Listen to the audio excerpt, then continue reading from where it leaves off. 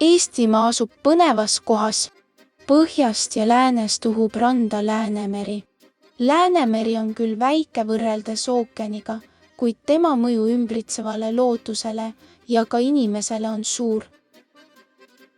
Saaremaa on eriline paik ja siinpool merd on asjad veidi teistmoodi. Ei saa märkimata jätta, et Saaremaa on Eesti suurim saar, tegelikult kogu Baltikumi suurim saar.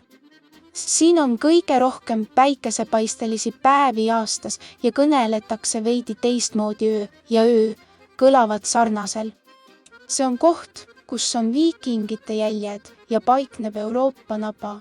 Siin asub maailmaäär ja sirgunud on maadeavastaja.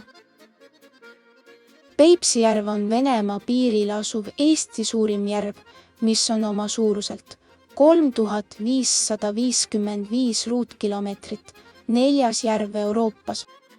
Peipsi ümbrus ja järv ise on looduslikult kaunid ja matkasõprade, suvitajate, turistide meelispaigaks. Suur Munamägi on Baltimaade kõrgeim tipp, 318 meetrit.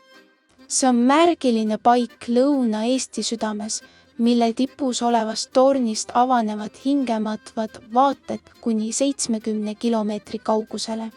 Kaugele ulatuv silmapiir ja vaheldusrikkust pakkuv kuppelmaastik, kaunid järved ja metsad, alati oma ja tuttav, samas iga kord eriline ja üha uuesti vaimustav.